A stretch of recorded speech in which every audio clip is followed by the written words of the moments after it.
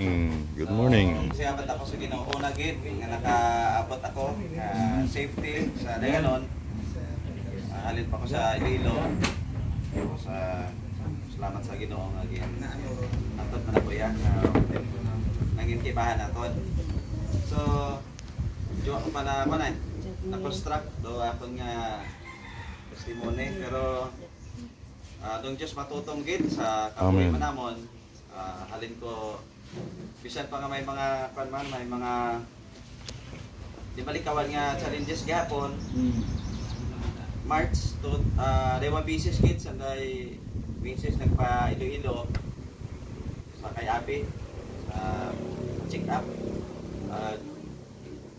anang sa kidney agatay gina monitor, so mga 10,000 man na gastos. Tapos ay waman kita wag dapat sideline. Nagakuan ako dati, nagabiyahe sa Kalibo, Colorom. Pero tag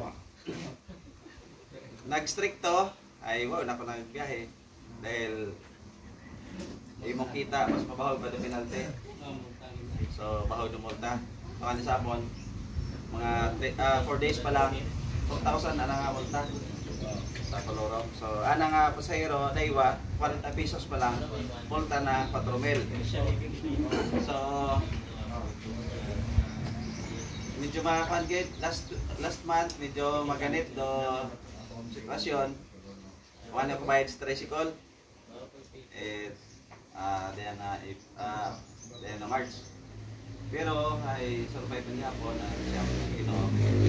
Pastor Joyce tama ko 1,000 ko Domingo. Ay, Sabado. Amen. 1,000. Mayaman na siya. Sacrifice to? Nag-commit abi ako na. Promises need not to be broken.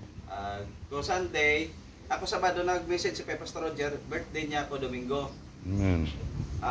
Anniversary church ito sa Mandurriao.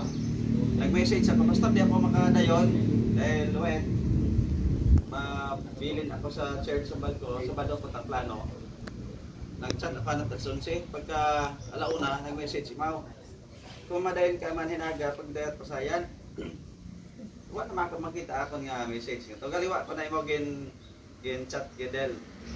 Nagpakamay Mau. So nagtiprano kami at simba. Tapos suam na pagpambakayat pasayan, naghuam ako sa amon nga mission fund pakayat pasayan. Nagbiyahe pa Iloilo, so grabe init. Ay aman ta sa aton Senyor Pastor. So abot ako to mga alas 3 sa hapon. Ay may bisita man nagmi service sa hapon. So makaabot safety man sa dagan, pasalamat ako man nagdingin ang ulo. So may buwang na gina take. Then nagtaas ako ng BP, mga pilang weeks yun. Ay, nag-enjoy man ito, nakaabot kami kahapon sa Garin Farm, nag-saan kami ito, kanday sa may milk out. So grabe init. So nag-enjoy man, tapos may blessing man dahil kita wala kapulo, so bilog ay sleep. Bag-ugit. Sapatos. Buhay sa spot. So, pasalamat ako sa Ginoo nga gina-providean ng Diyos daw mga. Tapos gabi fellowship kami restore malangas ta alas 12:30. Sibahan dai Pastor Darrell Canlas taga Pampanga. So bago nagbulag kami may ginhokit may mga kire. So, pasalamat sa Ginoo nga gin-provide ng Diyos. Amen. Pati dyan lang pray man sa amon na may impas ko do 35,000 patara akong bayaran sa tricycle. Ay include nyo lang sa prayer nga ma-provide. Doon siguro ako nagadugang high blood ko sa Dilinisip. Nagdungan-dungan ginabi sa camp. May gingestos pa kami. Last 2 Sundays ago nga to, may bisita kami una. May lunch fellowship ako aman mantanan no ya mako sa mga members then birthday ni Dalia ato ay kami lang man gestos. Tapos buhay lang sa tricycle mga buwang ni Abi medyo nagdungan-dungan nagpataas gali do BP man duwa ka kwarta, no?